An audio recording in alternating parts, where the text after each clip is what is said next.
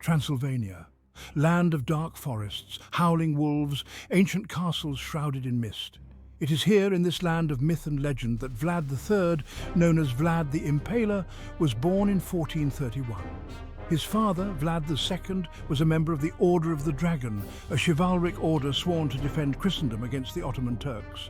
From him, Vlad inherited the name Dracul, meaning dragon. This name would become synonymous with terror. Vlad's childhood was far from idyllic. Wallachia, his homeland, was a landlocked principality in present-day Romania. It was caught between two powerful forces, the Kingdom of Hungary and the Ottoman Empire. At the tender age of 11, Vlad and his younger brother Radu were sent to the Ottoman court as political hostages. This was a common practice.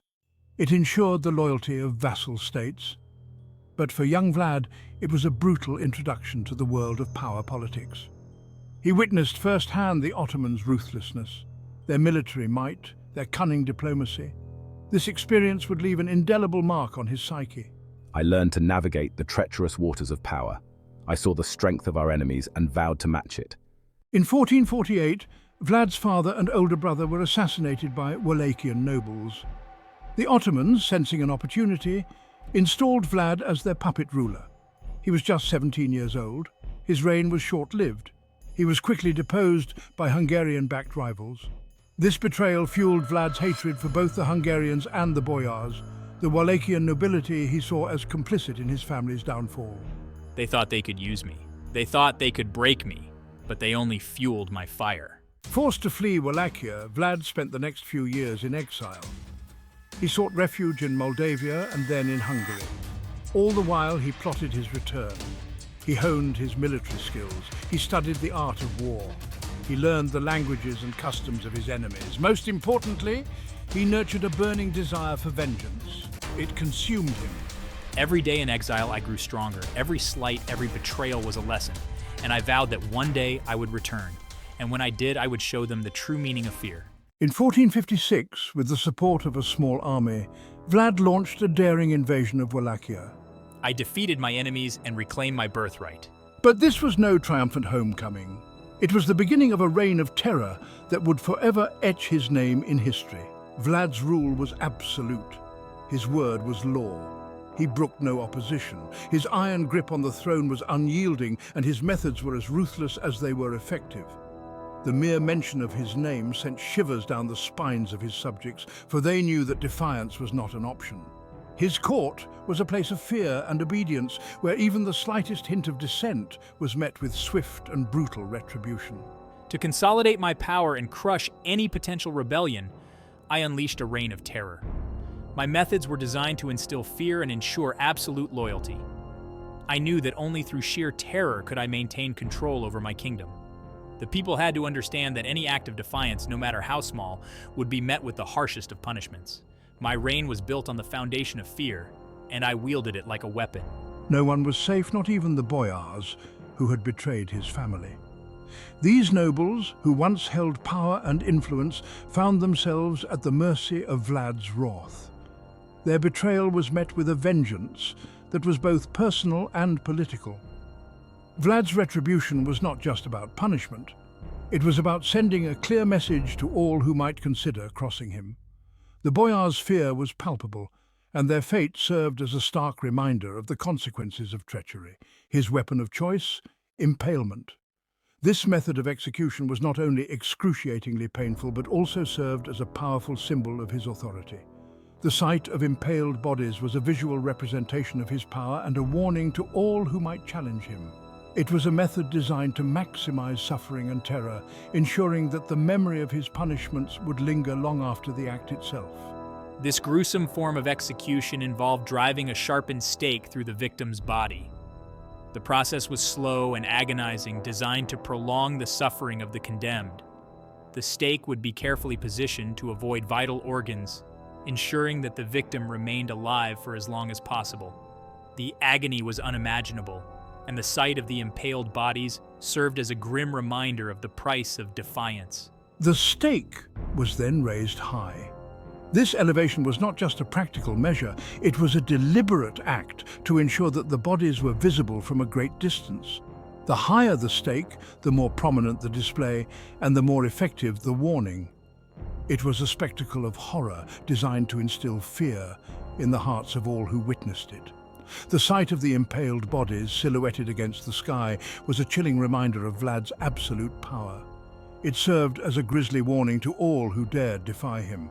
The rows of impaled victims were a testament to his ruthlessness and a deterrent to any who might consider rebellion. The sheer number of bodies, each one a symbol of his unyielding authority, created an atmosphere of fear and submission. The message was clear: defy Vlad and suffer a fate worse than death. Vlad's cruelty knew no bounds. His reign was marked by a series of brutal acts that left an indelible mark on history. His subjects lived in constant fear, knowing that their lives were at the mercy of a ruler who showed no compassion. His methods were extreme, but they were effective in maintaining his grip on power. The fear he instilled was a tool of control, ensuring that his rule remained unchallenged. He is said to have impaled thousands, if not tens of thousands, during his reign. The scale of his brutality was unprecedented, and the sheer number of victims was a testament to his ruthlessness. Each impaled body was a symbol of his power and a warning to all who might consider defiance. The mass executions created an atmosphere of terror that permeated every corner of his kingdom. I took a perverse pleasure in devising new and creative methods of torture. My imagination knew no bounds, and I reveled in the suffering of my enemies. Each new method was a testament to my ingenuity and a demonstration of my power. The more gruesome the torture, the more effective the message. My cruelty was not just a means to an end, it was an end in itself. Foreign ambassadors who refused to remove their hats in his presence were reportedly nailed their headgear to their skulls. This act of brutality was a clear message to all who might consider disrespecting him. The ambassador's suffering was a public spectacle designed to demonstrate Vlad's absolute authority. It was a reminder that no one, not even foreign dignitaries, was beyond his reach. He is said to have invited the poor and sick to a grand feast. This act of apparent generosity was a cruel deception, designed to lure the most vulnerable members of society into a trap. The feast was a lavish affair, with tables laden with food and drink. The guests, unaware of Vlad's true intentions, believed they were being honored by their ruler. He then locked the doors and set the building ablaze.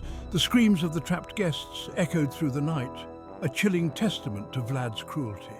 The fire consumed the building, leaving nothing but ashes and the memory of his brutal act. This horrific event was a stark reminder of the lengths to which Vlad would go to maintain his power and instill fear in his subjects. The night attack striking fear into the heart of the Ottoman Empire. This was a time when the clash of swords and the cries of battle echoed through the valleys and mountains of Eastern Europe. The very mention of Vlad the Impaler sent shivers down the spines of his enemies. His reputation for brutality and cunning was well earned, and his tactics were designed to instill fear and confusion. Vlad's brutality was not reserved for his own people. His methods were ruthless and often shocking, designed to break the spirit of his foes. Tales of his cruelty spread far and wide, serving as both a warning and a psychological weapon.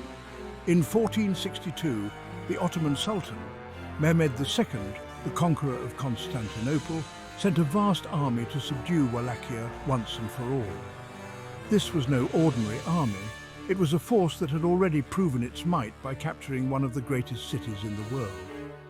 The Ottomans were confident, their numbers overwhelming, and their goal clear: to crush Vlad and bring Wallachia under Ottoman control. Vlad, despite being vastly outnumbered, refused to back down. His determination was unyielding, and he was prepared to use every trick and tactic at his disposal. He knew that a direct confrontation would be suicidal, but he was not one to surrender or flee. He knew that he could not defeat the Ottomans in open battle. The sheer size and strength of the Ottoman forces made a traditional battle impossible. Instead, Vlad turned to guerrilla warfare, a strategy that relied on surprise, mobility, and intimate knowledge of the terrain. So he resorted to guerrilla warfare. His forces moved swiftly and silently through the forests and mountains, striking where the enemy least expected. They used the landscape to their advantage, launching ambushes and then disappearing into the night. He launched a series of lightning raids, ambushing Ottoman patrols, poisoning wells, and burning villages. These tactics were designed to harass and demoralize the enemy, making them feel unsafe and uncertain at every turn. His most audacious attack came on the night of June 17, 1462. Under the cover of darkness, Vlad and his men prepared for a daring raid that would strike at the very heart of the Ottoman forces. Vlad and a small force infiltrated the Ottoman camp. Moving with the stealth and precision of seasoned warriors, they slipped past the guards and into the heart of the enemy encampment. Their mission to assassinate the Sultan himself. This bold plan aimed to decapitate the Ottoman leadership and throw their forces into disarray. It was a high-risk, high-reward strategy that could change the course of the conflict. The attack threw the Ottoman camp into chaos, but Mehmed escaped. The sudden and ferocious assault caused panic and confusion among the Ottoman soldiers who were unprepared for such a bold move. Vlad's forces retreated, leaving behind a scene of carnage. Though they did not achieve their ultimate goal, the raid had a profound psychological impact. The Ottomans were left shaken, their confidence dented, and their plans disrupted. Vlad's audacity and tactical genius had once again proven to be a formidable challenge for the mighty Ottoman Empire. Legacy of Blood. The lasting image of Vlad the Impaler. Vlad III, known as Vlad the Impaler, ruled Wallachia with an iron fist. His reign was marked by a series of brutal campaigns and a relentless pursuit of power. His methods were ruthless, and his name became synonymous with fear and terror. The night attack, though a military failure, cemented Vlad's reputation for ruthlessness. This daring raid against the Ottoman forces was intended to capture or kill the Sultan himself. Under the cover of darkness, Vlad's forces launched a surprise attack, creating chaos and confusion among the Ottoman troops. Despite failing to achieve its primary objective, the night attack showcased Vlad's audacity and strategic mind. The Sultan, shaken by the experience, soon withdrew his army from Wallachia. The psychological impact of Vlad's tactics was profound, instilling fear not only in his enemies but also in his own people. The Ottomans, despite their numerical superiority, found themselves unnerved by Vlad's unpredictable and brutal methods. Vlad had won a stay of execution. His victory, however, was temporary. The constant state of warfare and the heavy toll it took on his soldiers and resources meant that peace was always fleeting. Each battle won was merely a prelude to the next conflict. But his victory came at a terrible cost. The land was ravaged and the people suffered immensely. The fields lay barren, and the once thriving villages were reduced to ashes. The human cost was staggering, with countless lives lost and families torn apart. The scars of war were etched deeply into the landscape and the hearts of the survivors. His own people, terrorized by his methods, turned against him. The fear that Vlad instilled in his enemies also permeated his own realm. The harsh punishments and public executions created an atmosphere of dread. Rebellions and uprisings became more frequent as the people sought to free themselves from his oppressive rule. In 1462, he was betrayed by his allies and forced to flee to Hungary. The political landscape was treacherous and alliances were fragile. Vlad's former allies, seeing an opportunity to rid themselves of a dangerous and unpredictable leader, turned against him. His flight to Hungary marked a significant turning point in his life. Vlad spent the next 14 years as a prisoner of the Hungarian king. During his captivity, he was cut off from the world he once dominated.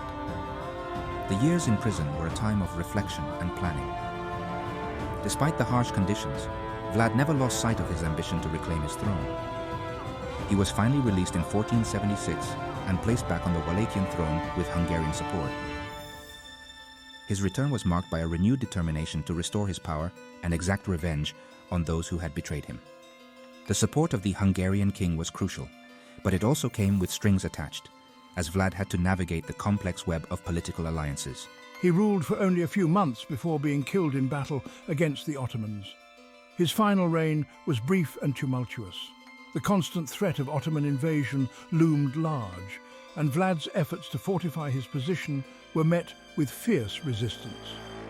The battle that claimed his life was a testament to his unyielding spirit and determination to fight until the very end. His severed head, a trophy of war, was sent to Constantinople and displayed on a stake. This gruesome display was meant to serve as a warning to others who might challenge the Ottoman Empire. Vlad's legacy, however, lived on, not just as a fearsome ruler, but as a symbol of resistance against overwhelming odds. His story continues to captivate and horrify, a lasting image of the brutal realities of medieval warfare and the complexities of power. Death and legend, the final curtain on a reign of terror. Vlad the Impaler's reign was short. It was brutal. His legacy is complex and contradictory. He was a ruthless tyrant who terrorized his own people, but he was also a skilled military leader. He defended his homeland from foreign invaders. He is seen by some as a national hero, others as a monster. Vlad the Impaler in history and popular culture. Vlad the Impaler's story has captivated and horrified people for centuries. He is the inspiration for countless books, films, and works of art. Bram Stoker's Dracula, published in 1897, borrowed heavily from Vlad's historical persona. It helped solidify his image as the quintessential vampire. But Vlad the Impaler was no fictional monster. He was a product of his time. His brutality was extreme. It was not uncommon in the violent world of 15th century Eastern Europe.